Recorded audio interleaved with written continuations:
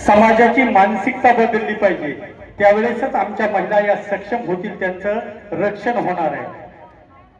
आजही आम्ही बघतो ग्रामीण भागामध्ये एखादी मुलगी कॉलेजला गेली, तिची जर कोणी छेडछाड काढली, ती जर आई वडिलांकडे घरी आली आणि सांगितलं आई वडिलांना की असा असा प्रकार घडला, तर आई वडील म्हणतात तुझंच काहीतरी चुकलं असेल, तू कशाला त्या रस्त्याने गेलीस, हा तू असेच कपडे घालते तसेच कपडे घालते। लक्षात ठेवा, आई वडिलांनी आपल्या मुलीच्या मागे ठामपणे उभं राहिलं पाहिजे।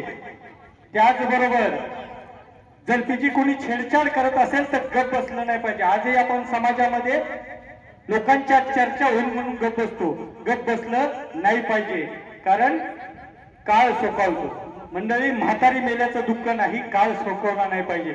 जिथल्या तिथंच त्या व्यक्तीला शासन झालं पाहिजे, त्याला हटकलं पाहिजे, तो पुन्हा तो छेडछाड करण्याचा प्रयत्न करणार नाही। आज महिलांच्या बाजूने अनेक कायदे आहेत ज्याने महिलांना संरक्षण दिलेलं आहे।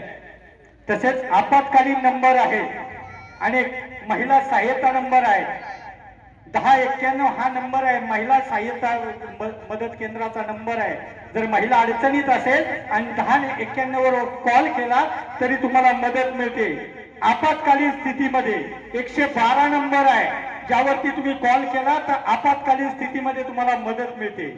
त्याचबरोबर 181 नंबर आहे। हे 3 नंबर महिलांनी मुलींनी ज्या प्रवासामध्ये फिरत असतात, इकडे तिकडे जात असतात, त्यांनी 3 नंबर हे ध्यानात ठेवले पाहिजेत, जेणेकरून आपल्याला मदत होईल। हे मदत नंतर येईल, पण तिथल्या तिथं तुम्ही प्रतिकार केला पाहिजे, तरच या गोष्टी आपल्याला टाळता येणार आहे। महिलांच्या बाजूने 2005 चा कायदा आहे, कौटुंबिक हिंसाचाराच्या विरोधात 2005 चा कायदा आहे। या कायद्यानं जर कुटुंबामध्ये महिलांच्यावर अन्याय अत्याचार होत असेल, म्हणजे सासू सासरे असेल, नवरा असेल, दीर असेल, ननंद असेल, यांनी जर कोणी महिलेवर अन्याय केला तर 2005 च्या कायद्यानुसार शिक्षेची तरतूद आहे। तसेच ज्या महिला आमच्या काम करत असतील, शहरामध्ये नोकरी करत असतील, काम करत असतील, कामाच्या ठिकाणी जर कोणी त्यांना त्रास दिला तर 2013 च्या कायद्याने त्यांना संरक्षण दिलंय। त्या कायद्यानुसार त्या तक्रार नोंदवू शकतात। त्याचबरोबर IPCचं कलम 354 आणि 509 आहे, महिलांना लज्जा उत्पन्न करणारं वर्तन जर कोणी केलं तरी IPCचं कलम 354 आणि 509 अंतर्गत शिक्षेची तरतूद आहे। तुमच्याकडे एखाद्याने वाईट नजरेने बघितलं, तुम्हाला लज्जा उत्पन्न होईल असं जरी बोललं तरी तुम्ही तक्रार दाखल करू शकता। एवढे कायदे महिलांच्या बाजूने, पण कायद्याचा हा सदुपयोग झाला पाहिजे। आपल्याला त्रास देतोय त्याला नक्की शिक्षा झाली पाहिजे, परंतु आपल्याला जर त्रास देत नसेल आणि बळच विनाकारण त्याला गुंतवणं हे बी योग्य नाही।